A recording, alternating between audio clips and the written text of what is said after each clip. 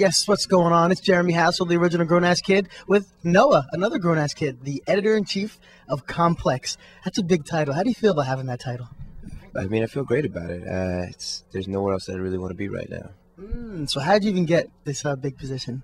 Well, I mean, it's a very long story. It started about 10 years ago at, I don't know if you're familiar with Ego Trip magazine. I was like an editorial assistant at Ego Trip, and that led to me working at Vibe, and then I was the editor-in-chief of Mass Appeal briefly, and then went back to Vibe as a senior editor, and then came here. And that sort of, I was promoted, I guess, about 18 months ago.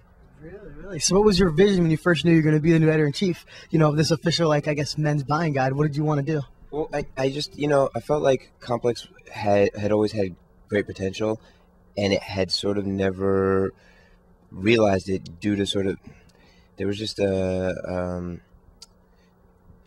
to think how to put it the right way. Yeah, no, it just sort of lacked a specific vision, and it felt very cobbled together.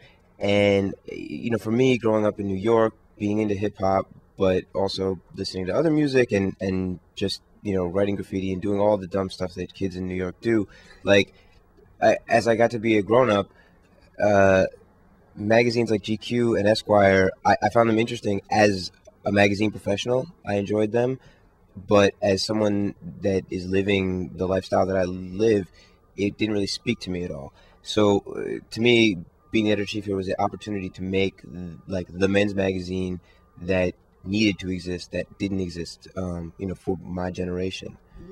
So how would you describe, for people who don't know, they should know, what is Complex magazine? Complex is essentially, we are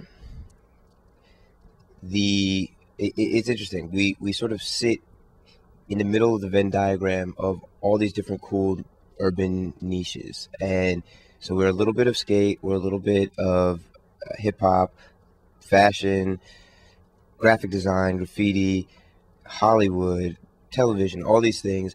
And, we're essentially like a cool men's magazine, cool young men's magazine. But our whole deal is this: we sort of, we translate niche culture to the mainstream, and we also translate mainstream culture to niche people. So that's kind of the key, is to sort of exist in between these two worlds where we're translating in both directions. So what's your daily tasks as editor-in-chief? My daily task is to read a ton of copy and to... Well, hold on. People who don't know, what's copy? Copy is the words that end up on the paper. I mean, essentially I manage the whole staff, help, work with them to generate the ideas that are in the book. And then I spend a lot of time arguing with publicists, trying to book covers and, execute them in a way that is going to help me sell magazines. Wow. And how do you decide who gets on the cover? I mean, it's really just it's like a gut thing. Whether it was like my first issue, there's a funny story that like I had booked Travis Barker and Nas for the cover, and at the last minute, I'm literally at JFK on the tarmac waiting to go because we're going to shoot them both in LA the next day.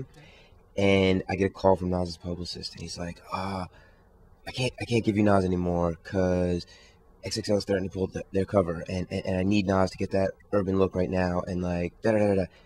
And I'm like, Gabe, come on, man. Like, I'm on the plane. You can't do this to me right now. And he's like, yo, I don't know. So we fly, me and the art director, indirect, and stop in Dallas. And so, of course, the whole time to Dallas, I'm just sitting there like, what am I going to do? It's my first cover. Oh, wow, okay. This is my first issue. What's in perspective? I'm like, shit, if I don't put up, some real numbers on the newsstand, this might not be my position for very long. Okay. So I'm like on the plane, I'm just like, damn, what am I going to do? All of a sudden, I'm sitting there closing my eyes. I'm like, if I'm 18, who is my favorite rapper right now? My favorite rapper is not Nas. Who is my favorite rapper? It's just like Lil Wayne.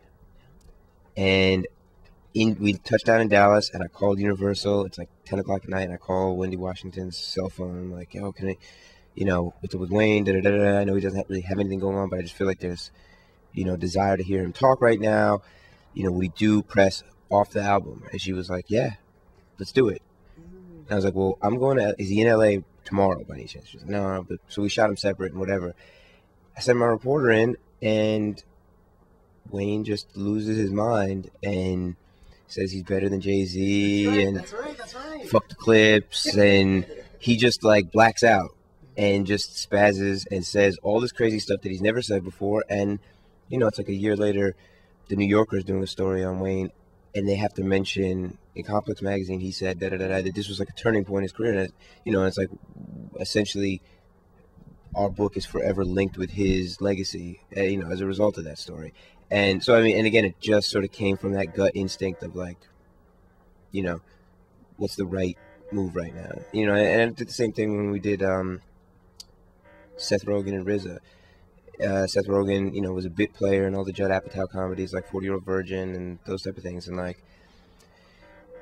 we always thought he was great. I love Freaks and Geeks, this TV show. That's right. And but you know, and so me and Justin and a couple of these other guys from the magazine, we all went and saw Knocked Up in a screening, and we were just like totally blown away. And we were like, yo, he's that dude.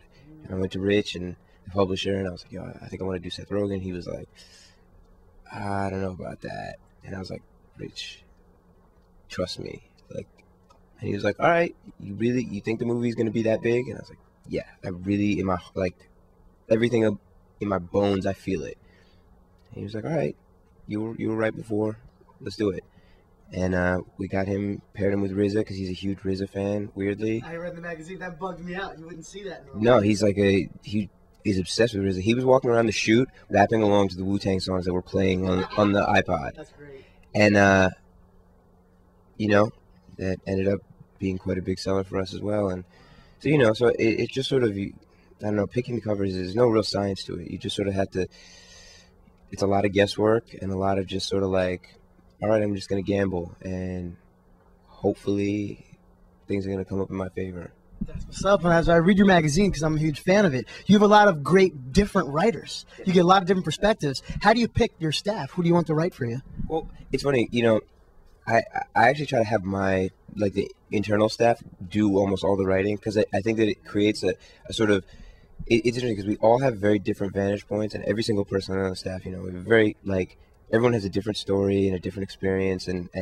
you know, they come from all across the country and went to different colleges, and so it's sort of like, but we all have this, we kind of make up the Venn diagram of Complex, in so much as like we all have these certain things in common that keep us, you know, that act as sort of glue, that keep us from, you know, kind of wandering off. And so by signing within the magazine